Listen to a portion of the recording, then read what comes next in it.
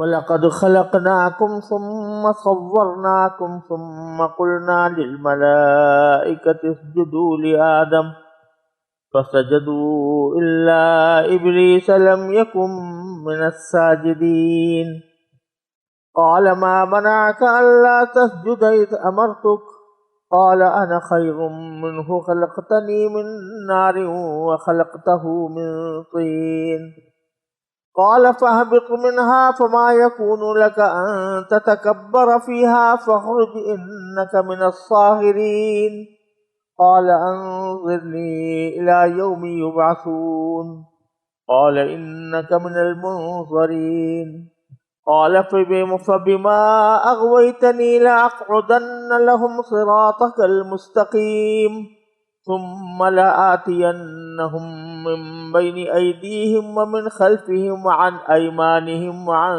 شمائلهم ولا تجد أكثرهم شاكرين قال اخرج منها مذءوما مدحورا لمن تبعك منهم لأملأن جهنم منكم أجمعين۔ ان آیتوں کا ترجمہ یہ ہے کہ باری تعالیٰ فرماتے ہیں اور ہم نے تمہیں پیدا کیا، پھر تمہاری صورت بنائی، پھر فرشتوں سے کہا کہ آدم کو سجدہ کرو، چنانچہ سب نے سجدہ کیا سوائے ابلیس، وہ سجدہ کرنے والوں میں شامل نہ ہوا۔ اللہ نے کہا جب میں نے تجھے حکم دے دیا تھا تو تجھے سجدہ کرنے سے کس چیز نے روکا؟ وہ بولا میں اس سے بہتر ہوں، تو نے مجھے آگ سے پیدا کیا اور اس کو مٹی سے پیدا کیا۔ اللہ نے کہا اچھا تو یہاں سے نیچے اتر، کیونکہ تجھے یہ حق نہیں پہنچتا کہ یہاں تکبر کرے، اب نکل جا، یقیناً تو ذلیلوں میں سے ہے۔ اس نے کہا مجھے اس دن تک مہلت دے دے جس دن لوگوں کو قبروں سے زندہ کر کے اٹھایا جائے گا۔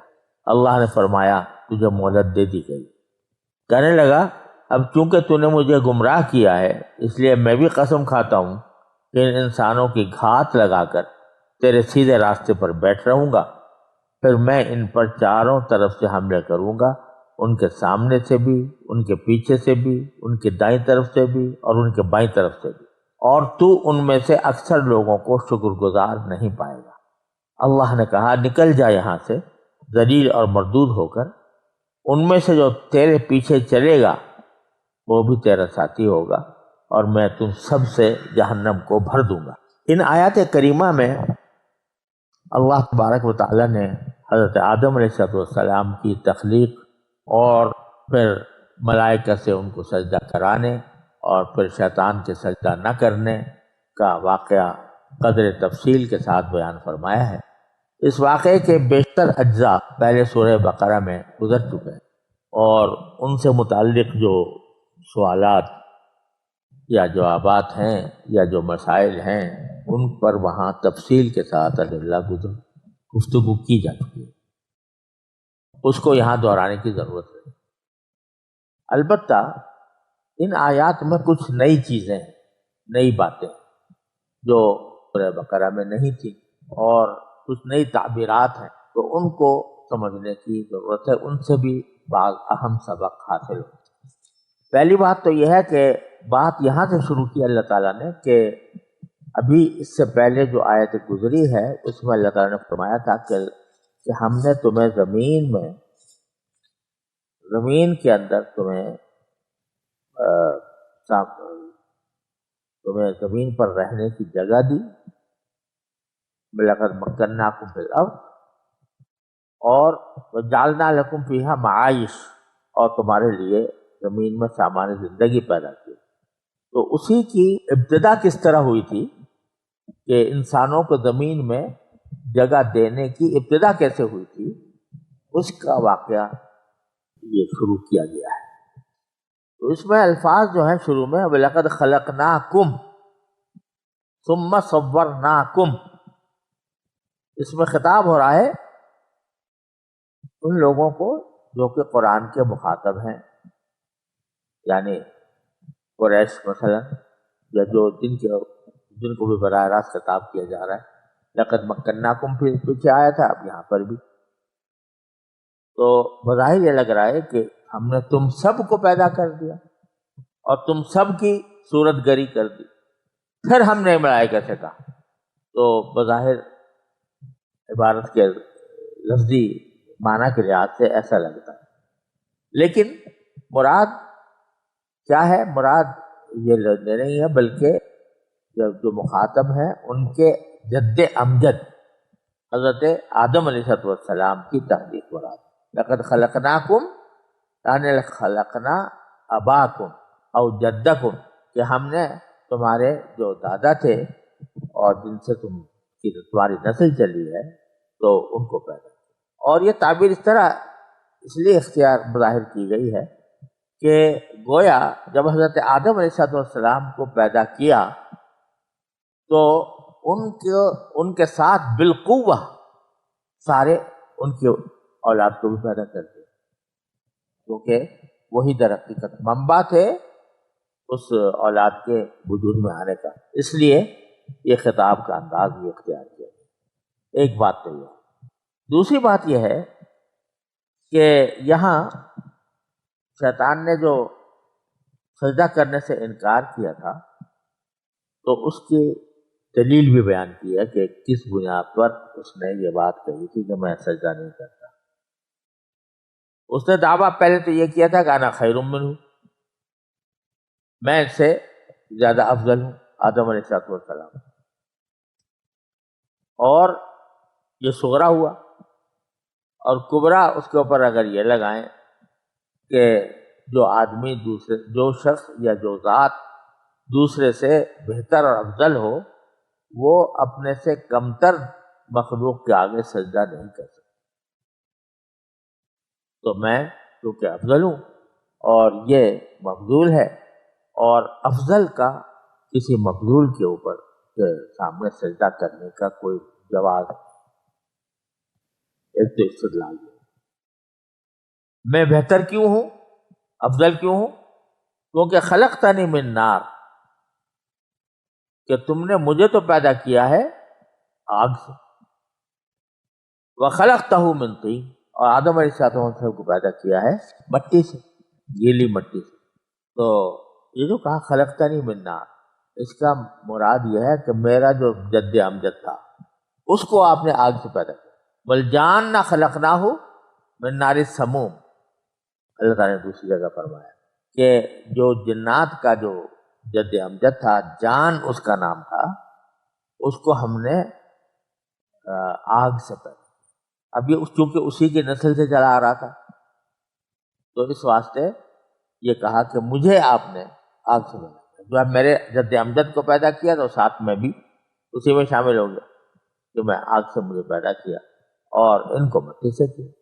اب یہاں پھر یہ صغرا ہے اور کبرا یہ ہے کہ آگ جو ہے وہ مٹی سے افضل ہوتی ہے، آگ مٹی سے افضل ہوتی ہے، تو میرا باپ ان سے افضل تھا تو میں بھی ان سے افضل ہوں، لہذا میں سجدہ کیوں کروں۔ یہ عقلی دلیل تھی جو اس نے پیش کی۔ اگرچہ یہ عقلی دلیل ویسی ہے جیسے کہ فلسفے میں ہر آدمی اپنے نظریے کی جو دلیل پیش کرتا ہے بظاہر دیکھنے میں بڑی خوشنما لگتی ہے، مگر اندر سے جب ٹٹولو تو اس کے اندر پھر کوئی نہ کوئی خامی نظر آتی ہے تو آدمی اس کے چھوڑ کے دوسری طرف چلا جاتا ہے۔ تو یہاں بھی اس کا یہ کہنا کہ میں افضل ہوں، پہلی بات تو یہ، تو یہ افضل ہونا اس بات کی علامت ہے کہ یعنی اس وقت بات صحیح بنتی ہے جبکہ یہ کہا جائے کہ جو جد امجد تھا وہ اگر افضل تھا تو اس کے جو اولاد ہے وہ بھی افضل ہے، حالانکہ یہ ہونا کوئی ضروری نہیں ہے۔ دوسری بات یہ کہ اس نے یہ کہا کہ آگ افضل ہوتی ہے مٹی سے، تو آگ کا مٹی سے افضل ہونا یہ بھی ایسا تو کوئی مسلمہ حقیقت نہیں ہے کہ جس کے اوپر کوئی اجتماع ہو گیا ہو عقلاء کا، تو وہ سارے عقلاء اسی پر متفق ہیں، کوئی اختلاف بھی کر سکتا ہے۔ بعض جہتوں سے آگ افضل ہے، بعض جہتوں سے مٹی افضل ہے، آگ پر مٹی ڈال دو تو آگ بجھ جاتی ہے۔ تو اب یہ کہنا کہ وہ ہمیشہ اور اصولی طور پر وہ افضل ہے، یہ بات جو ہے وہ پوری طرح یعنی ثابت نہیں ہے۔ اس نے مگر یہ دلیل. اب کیا ہوا کہ جب یہ دلیل دی تو اللہ تعالیٰ اس کے جواب میں اس دلیل کو رد بھی فرما سکتے، کئی طریقے سے رد فرما سکتے کہ بھائی تم کیوں کہہ رہے ہو کہ میں افضل ہوں؟ اگر افضل تھا تو وہ تھا تمہارا باپ جو ہم نے پیدا کیا تھا آگ، تم کہاں سے آ گئے افضل؟ دوسرے یہ بھی فرما سکتے تھے کہ یہ جو تم کہہ رہے ہو کہ آگ بہتر ہوتی ہے مٹی سے، تو یہ بھی کوئی مسلمہ حقیقت نہیں ہے. تو اس کی جو عقلی دلیل تھی اس عقلی دلیل کو توڑا جا سکتا تھا. اللہ تعالیٰ فرما سکتے تھے کہ وہی تمہاری یہ عقلی دلیل ہے فلاں فلاں نقص پائے گا، لیکن اللہ تعالیٰ نے فوراً کیا کہا؟ ثابت منہا، جاؤ بھاگ جاؤ، نکل جاؤ، نیچے اترو. کیوں؟ اس لیے کہ یہ دلیل جواب کی مستحق ہی نہیں، اس کا جواب دیا جائے.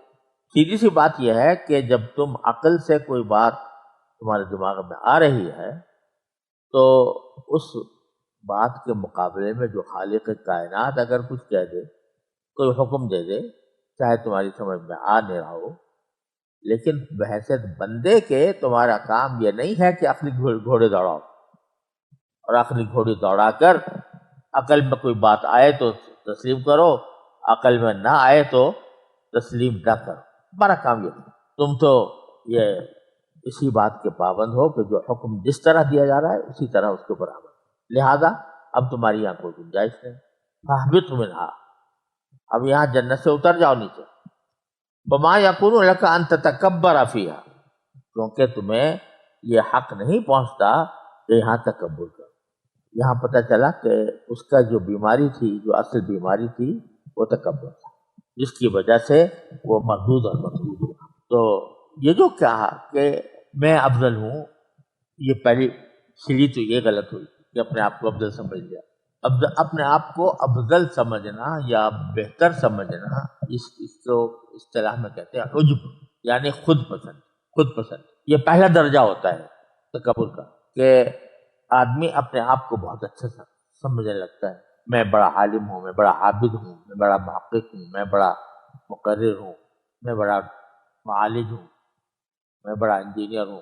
سب سے پہلے تو یہ عجب پیدا ہوتا ہے. اس کے بعد عجب کے بعد دوسرا درجہ یہ ہوتا ہے کہ اپنی صفات کو بہتر سمجھتے ہوئے دوسروں پر اپنی فوقیت دل میں آتی، یہ کبر. اور پھر تیسرا درجہ یہ ہوتا ہے کہ جب کبر پیدا ہوا، یعنی بڑائی کا احساس پیدا ہوا، تو پھر وہ دوسروں تک بھی متعدی ہوتا ہے، یعنی دوسروں کو حقیر سمجھتا ہے اپنے مقابلے میں. اپنی بڑائی، میں بڑا ہوں اور میں افضل ہوں اور یہ میرے آگے سب جو ہیں حقیر ہیں. یہ ہے تکبر. تو یہ تین درجات ہوتے ہیں جو بتدریج آگے بڑھتے ہیں. پہلے عجب پیدا ہوتا ہے، پھر کبر پیدا ہوتا ہے، پھر تکبر آتا ہے. تو آج آدمی اگر علاج کرنا چاہے تو اس کو سب سے پہلے عجب کا علاج کرے، جو جڑ ہے کبر کی اور تکبر. عجب کیا ہے؟ کہ میں بڑا اچھا ہوں.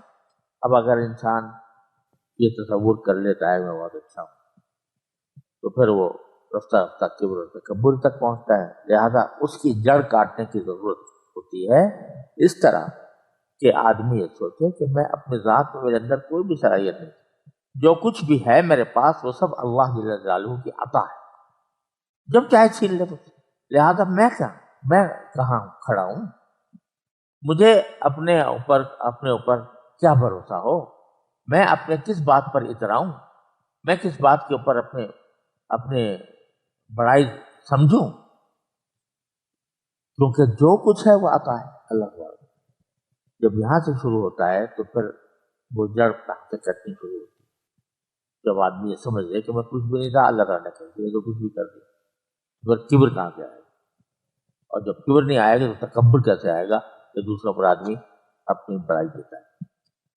بہرحال جب اللہ تعالیٰ نے اس کو نکال دیا اور کہا نکل جایا، تو اس وقت بھی مانگ گیا اللہ تعالیٰ سے ایک دعا مانگ گیا کہ انظرنی الی یوم یبعثون، مجھے مہلت دے دیجئے بعثت کے دن تک، یعنی اس دن تک کے لیے مجھے مہلت دے دیجئے کہ جس دن لوگوں کو قبروں سے زندہ کر کے اٹھائے.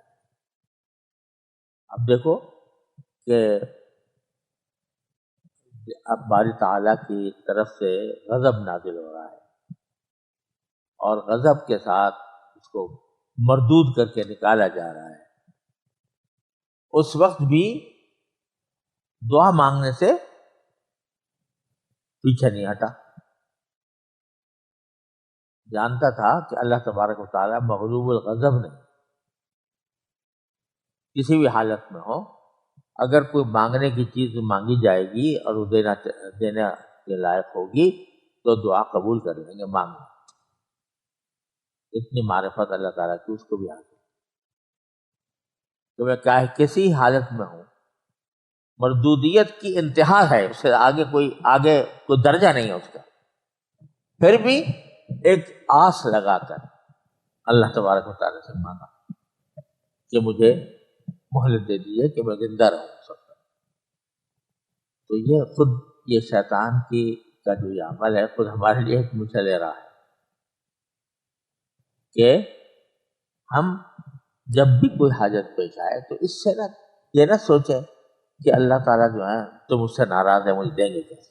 بہت سے لوگ کہتے ہیں نا ہم تو بھی گناہ گار ہیں، ہماری دعا کیسے قبول؟ تو یہ خیال بالکل غلط ہے۔